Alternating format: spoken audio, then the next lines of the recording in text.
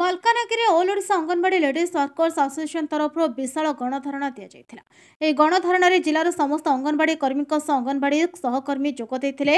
ପ୍ରାୟ 300ରୁ ଊର୍ଦ୍ଧ୍ୱ ଅଙ୍ଗନବାଡ଼ି କର୍ମୀ ଓ ସହକର୍ମୀ ମାଲକାନଗିରି ବସ୍ଷ୍ଟାଣ୍ଡଠାରୁ ଜିଲ୍ଲାପାଳଙ୍କ କାର୍ଯ୍ୟାଳୟ ପର୍ଯ୍ୟନ୍ତ ଏକ ବିରାଟ ରାଲିରେ ଯାଇ ଜିଲ୍ଲାପାଳଙ୍କ କାର୍ଯ୍ୟାଳୟ ସମ୍ମୁଖରେ ଗଣଧାରଣା ଦେଇଥିଲେ। ଅନେକଗୁଡ଼ିଏ ଦାବି ନେଇ ଧାରଣା ଦିଆଯାଇଥିଲା। ଦାବିଗୁଡ଼ିକ ଅଙ୍ଗନବାଡ଼ି କର୍ମୀଙ୍କୁ ସରକାରୀ ମାନ୍ୟତା ଦିଆଯାଉ, ଅଙ୍ଗନବାଡ଼ି କର୍ମୀଙ୍କୁ 18,000 ଟଙ୍କା, ସହକର୍ମୀଙ୍କୁ 9,000 ଟଙ୍କାକୁ ବୃଦ୍ଧି, ଅଙ୍ଗନବାଡ଼ି କର୍ମୀଙ୍କୁ ସାମାଜିକ ସୁରକ୍ଷା ପ୍ରଦାନ, ଅବସରପ୍ରାପ୍ତ କର୍ମଚାରୀଙ୍କୁ 5 ଲକ୍ଷ ସହାୟତା ରାଶି ଏକକାଳୀନ ପ୍ରଦାନ, ବିଭିନ୍ନ ଯୋଜନା ଓ ବିଭିନ୍ନ ସ୍କିମ୍ରେ ଅନ୍ତର୍ଭୁକ୍ତ କରାଯାଉ।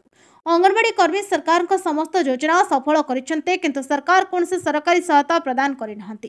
ଦାବିଗୁଡ଼ିକ ପୂରଣ ନହେଲେ all Odisha Anganwadi ladies workers association ତରଫରୁ ଭୁବନେଶ୍ୱରଠାରେ ଅନିର୍ଦ୍ଦିଷ୍ଟ କାଳ ପର୍ଯ୍ୟନ୍ତ ଧାରଣାରେ ବସିବେ ବୋଲି ଜିଲ୍ଲାପାଳଙ୍କୁ ଲିଖିତ ଚେତାବନୀ ଦେଇଛନ୍ତି। ମୁଁ ଜିଲ୍ଲାର ମାଲକାନଗିରି ଜିଲ୍ଲାର କୋଷାଧ୍ୟକ୍ଷ ତଥା राज्यर मालकानगिरी जिल्लार पदाधिकारी अच्छी आमर आज रैली उद्देश्य है जे सरकार आमको सरकार कही जे आम जदि सरकार को आसबू ताले 2,000 टंका आसला पर आम सांगे सांगे बढ़ाइबू बा प्रदान करूँ तुमको, किंतु आज पर्यंत ता प्रदान कले ना कि आमको सरकार मान्यता दि जाऊ। कहीं आम 50 वर्षर स्कीम वर्कर्स कौन सी संस्था एमती ना जे 50 वर्ष काम कर गोटे स्कीम जेहेतु आम एत गुड़ाए सरकार काम करुचु तेणु ये स्कीम आज पर्यंत रही तेणु ये स्कीम की उच्छेद करके अंगनवाड़ी कर्मी की सरकारी मान्यता दि जाऊ। जे पर्यंत सरकारी मान्यता देना आमको अंगनवाड़ी कर्मी की 18,000 टंका तथा सहायता बणी की 9,000 टंका प्रदान करा जाऊ।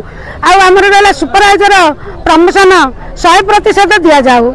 आमको जो सरकार एवं 2018 महिला दिवस रे जो आमको पोषण काम आरंभ कले से पोषण रे आमको जो मोबाइल जगै देते से मोबाइल किसी काम करूना, तेणु आम चाहूँ से मोबाइल सरकार आम फेरस्त नहीं जातु, आमको 5G मोबाइल प्रदान करूँ, आसिक 300 टंका रिचार्ज बाबद को दिंतु, तेणु यह तुरंत दिंतु।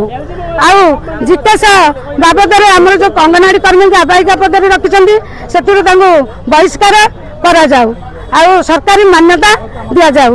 यहीपरि आमर 10टी माने दाबी रही सरकार पाखे, सरकार जदि 10टी दाबी आमर यथाशीघ्र पूरण न करेंगे आपण माध्यम आम सरकार को जन दौचु, जदि न मानिबे न शुणे आमको आमर दरमा वृद्धि न करेंगे ताले आगामी दिन में आम all Odisha anganwadi ladies worker association जाई भुवनेश्वर में अनिर्दिष्ट काल धारणा बसबू अंगनवाड़ी केन्द्र बंद करके। तेणु रेवा विश्वास all Odisha anganwadi ladies worker association जिला सेक्रेटरी आम जो रैलीटा आरंभ कर बस स्टाण्ड आरंभ करके सहायक भौणी और अंगनवाड़ी भौणी मिसेकी आम 3,000 ऊर्ध्व आम जो आसलु डीएं छकरू कलेक्टर छक पर्यंत आम जो दाबी गुड़ाक रखी से दाबी गुड़ाक है जो 50 वर्षर जो स्कीम गुड़ाक आम सरकार करते से स्कीम को उच्छेद करके आमको सरकारी मान्यता दि जाऊ।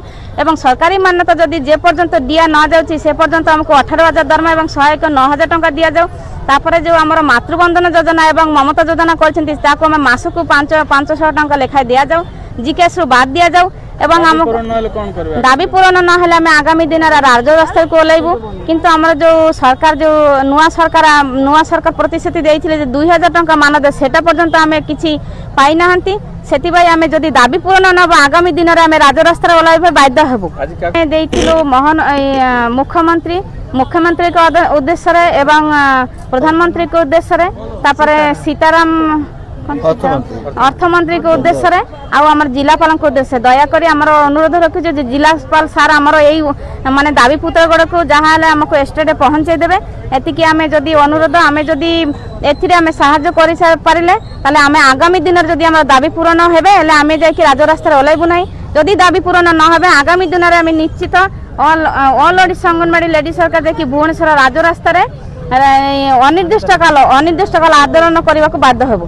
मालकानगिरी जिल्लार सुशांत मंडल रिपोर्ट, न्यायवती टीवी।